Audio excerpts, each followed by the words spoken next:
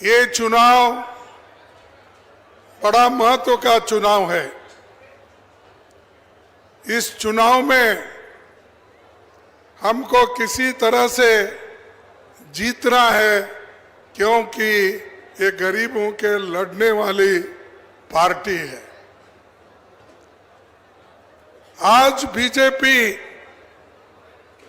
जो यहाँ पर 18 साल से हुकूमत कर रही है, उन्होंने गरीबों के तरफ, आदिवासियों के तरफ, दलितों के तरफ कुछ नहीं किया। बात करते हैं, लेकिन ये संविधान के तहत हमको जो मिलना है वो देते नहीं। नौकरियां देते नहीं, आर्थिक मदद देते नहीं, बच्चों के पढ़ाई के लिए स्कॉलरशिप नहीं देते, और उनके जमीन के लिए पानी, और खासकर ये जो मनरेगा है, जो सोनिया गांधी जी ने या मनरेगा को उन्होंने लागू किया था, क्योंकि गरीबों को कुछ काम नहीं है और अमीर लोग उनको काम देते नहीं, इसीलिए आदिवासी महिलाओं को, दलितों को, गरीबों को, पिछड़ों को काम देने के लिए ये नरेगा योजना हमने लाया। लेकिन इनको सेंट्रल गवर्नमेंट हो या हमारी यहाँ की स्टेट गवर्नमेंट हो, इधर उनका कोई देखना नहीं है। वो देखते ही नहीं, सिर्फ भाषण करते हैं, बातें वायदे करते हैं, लेकिन वो वायदे भी कभी निभाते नहीं। उदाहरण के तौर पर आप देखिए, मोदी जी ने कहा था, मैं हर साल 2 करोड़ नौकरियां दूंगा, नौजवान लोगों के लिए बोला था। लेकिन किसी को नौकरी नहीं मिली। 15-15 लाख रुपए देने का वायदा किया था, लेकिन उन्होंने दिया नहीं। किसानों का मेहनत या किसानों का आमदनी 2 गुना करने का कहा था, उन्होंने नहीं किया। तो झूठ के ऊपर झूठ, ये हमेशा मोदी जी ऐसा ही करते हैं और सिर्फ दोष देते हैं कांग्रेस को और कहते हैं कांग्रेस ने इस देश के लिए क्या किया। जैसा कि मोदी जी आने के बाद ही ये देश सुधर गया, यहाँ स्कूल खोले गए, उन्होंने आने के बाद ही, मोदी आने के बाद ही सब कुछ हुआ, ऐसा वो दिखाते हैं। अरे सब कुछ इस देश में हुआ है आजादी के बाद। पंडित जवाहरलाल नेहरू के हाथ से इस देश में जो लोकतंत्र की बुनियाद रखी, उस आधार पर आज लोकतंत्र मजबूत होकर चल रहा है और मजबूत होकर आज महिलाओं को भी सशक्त बनाया है। आप पहले तो किसी महिला को अधिकार नहीं था, लेकिन बाबा साहब अम्बेडकर ने, पंडित जवाहरलाल नेहरू जी ने, इन्होंने सब मिलकर इस देश का संविधान ऐसा बनाया कि जिस दिन हमको आजादी मिली, उसी दिन से सब महिलाओं को वोटिंग का अधिकार होना चाहिए, उन्होंने किया। विकसित देशों में, बड़े बड़े राज्यों में, वहां पर महिलाओं को वोटिंग पावर नहीं था, लेकिन हमारे पास वोटिंग पावर दिया गया। उसी तरह हर काम हमारे देश के नेता महात्मा गांधी जी, जवाहरलाल नेहरू जी, वल्लभ भाई पटेल जी, ये सभी लोग मिलकर देश की उन्नति की है। लेकिन आज बीजेपी बगैर कुछ करे सब क्रेडिट लेती है और जो कुछ देने की बात करती है तो भी कांग्रेस के सरकारों को वो डांटती है। वो कहती है भाई ये सब फुकट दे रहे हैं, फ्री दे रहे हैं, इसीलिए देश की जो डेवलपमेंट है, देश में जो प्रगति होना चाहिए वो नहीं हो रहा है। ये जो हम पे इल्जाम लगा रहे हैं, ये क्योंकि गरीबों के लिए वो कुछ देना नहीं चाहते। ऐसे लोग 18 साल या हुकूमत में है, इससे पहले भी हुकूमत में थे, लेकिन कभी उन्होंने किसानों के तरफ, गरीबों के तरफ देखा नहीं। आज आदिवासियों के लिए कितने सीट रिजर्वेशन है? 47, लेकिन हमने 48 सीट दिया, 48 सीट दिया, एक बढ़कर दिया, क्योंकि जहां पर जो अच्छा काम करता है उनको प्रोत्साहन देना ये हमने किया। ये बीजेपी नहीं करती। बीजेपी तो चाहती है कि गरीब गरीब रहे, अमीर अमीर बने। इसीलिए तो आज हमारे देश में 5% लोगों के पास 60% आमदनी है, पैसे हैं, जिसको हम वेल्थ कहते हैं। राष्ट्रीय जो आर्थिक जो पैसा जिनके पास है वो 5% लोगों के पास 60% है, और जो 50% लोग गरीब है उनके पास 3% है।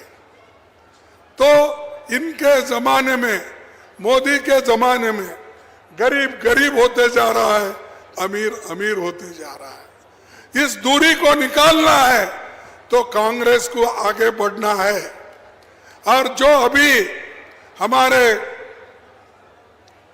कमलनाथ जी ने कहा, उनके छोटी सी 11 महीने के जो चीफ मिनिस्टरशिप में उन्होंने क्या क्या दिया, वो एक एक करके गिनाया। आप खुश थे। उससे भी ज्यादा अगर आपको चाहिए, सुख और समृद्धि चाहिए, फिर एक बार कांग्रेस को वोट देकर मजबूत बनाओ, आप जो मांगेगा वो मिलेगा। ये लोग तो बोलेंगे, ये तो कम से कम हम लोग तो दे रहे हैं, जो वायदा किए वो जरूर देंगे। अरे भाई, जो गरीब की कमाई है, गरीब के कमाई से सरकार बनती है, सरकार के पास पैसा आता है, उसी गरीब को देने में आप लोगों को क्या दिक्कत है? आपके घर से नहीं देते। कोई मंत्री, मुख्यमंत्री, कोई प्रधानमंत्री अपने घर से नहीं देता। जो मेहनत करके आप पसीना टपकाकर जो कमा के टैक्स देते हो, वही पैसा आपको वापस आता है, ये समझो आप। लेकिन वो लोग आपको भूल भुलैया करते हैं, बोलते हैं, और आदिवासी भाइयों के खूब बोलते हैं कि हम माने के बाद आदिवासियों को और दलितों को बहुत कुछ करें। मैं 2 उदाहरण आपको देता हूं।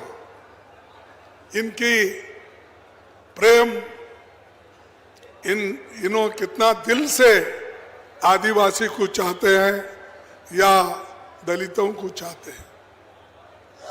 परसों जो एक नया पार्लियामेंट का बिल्डिंग प्रधानमंत्री ने ओपन किया, उसको इस देश के राष्ट्रपति मुर्मू जी आदिवासी है, उनको नहीं बुलाया गया। क्यों? अरे राष्ट्रपति तो सबसे ऊंची पदवी है, जब वो है गांव में और आप उद्घाटन करते हो, उनके हाथ से नहीं करवाते क्योंकि वो आदिवासी है। खुद प्रधानमंत्री जाते हैं, वो करते हैं। उसकी बुनियाद डालते वक्त भी कोविंद कोविंद राष्ट्रपति थे, उनको उस दिन भी नहीं बुलाया गया। यानी बुनियाद डालते वक्त भी शेड्यूल कास्ट का आदमी था, उनको आने नहीं दिए। उद्घाटन करते हुए भी उन्होंने मुर्मू को नहीं बुलाएगा। ये अंदर है, एक मुख में राम, बगल में छुरी। ये लोग हैं, ये कब किसको क्या करते हैं मालूम नहीं होता। वोटों के लिए बहुत बोलते हैं, हमने मुर्मू जी को राष्ट्रपति बनाया।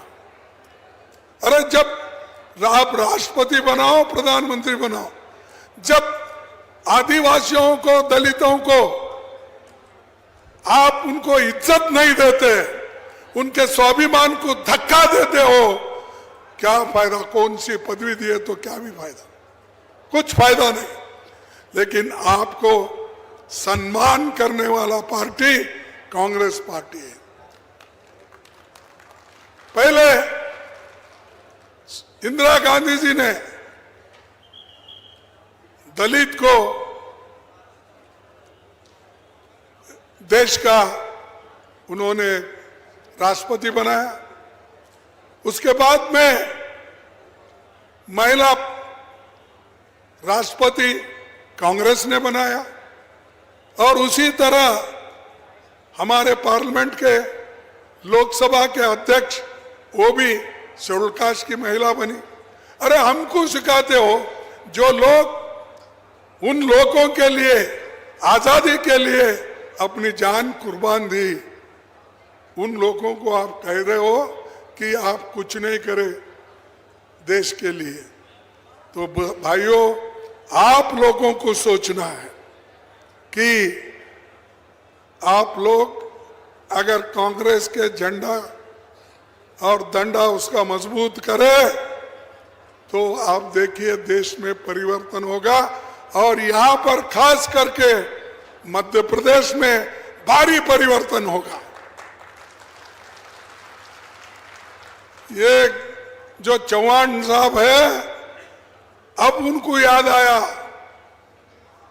जो गरीब लोगों का। मैं देख रहा था 2-3 जगह फोटो उनके।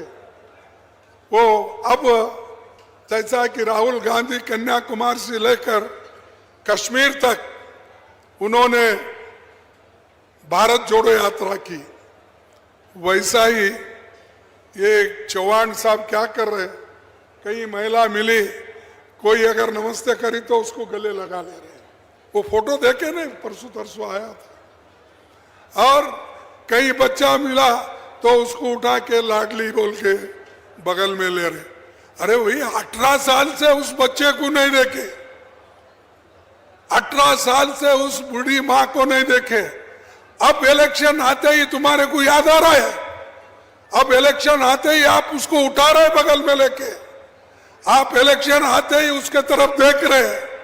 ऐसे नकली लोगों को, उनके बातों को कभी उसके उसमें झांसे में नहीं आना चाहिए।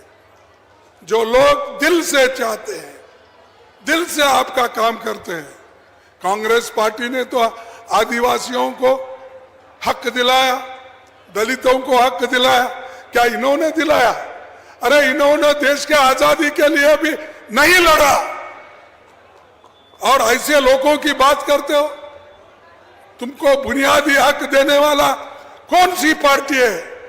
आदिवासियों को भी मैं पूछता हूं, बुनियादी हक देने वाली पार्टी कौन सी है? कांग्रेस है। कांग्रेस ने दस्तूर लिखा, कांग्रेस ने सब कुछ समाया, ये सब करके आज देश को बनाया है। देश में इतने कॉलेजेस बन गए, इतने स्कूल्स बन गए, और भी बनाना।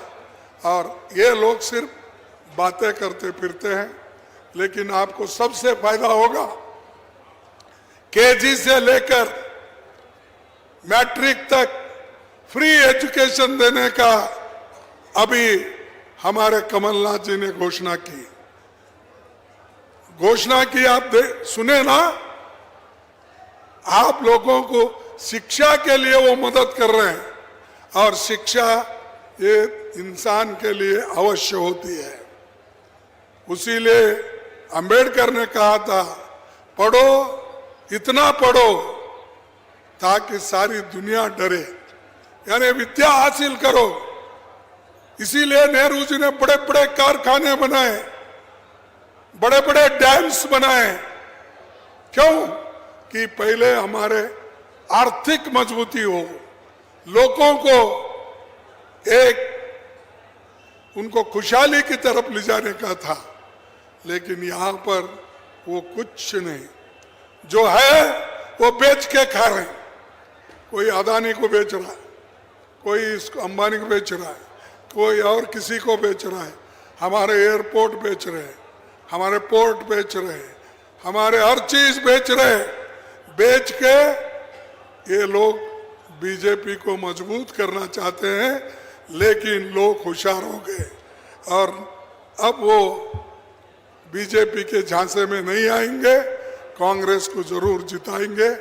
इतना कहते हुए, जो हमारे दो कैंडिडेट हैं यहाँ, दो है ना, आप एक, हाँ हाँ, पांच है, पांच एक बार नमस्कार करो भाई, फिर करते क्या नहीं मालूम नहीं, अब तो करो। पांच हमारे कैंडिडेट है और इनको वोट देकर आप जिताओ, हाथ के बटन पर दबाओ और दबाकर एक बार फिर आप हमारी पार्टी को यहाँ उसकी हुकूमत बनाएंगे, ऐसी हम इच्छा रखते हैं। तो मैं फिर एक बार आपको धन्यवाद देते हुए मेरे बात को समाप्त करता हूँ और दो जयघोष मैं करता हूँ। आप सारे लोग इस जयघोष को पीछे रहना चाहिए। जय हिंद, जय हिंद, जय हिंद, जय कांग्रेस, जय कांग्रेस, जय कांग्रेस। धन्यवाद, आप सभी को धन्यवाद, नमस्कार, जीत के लाओ।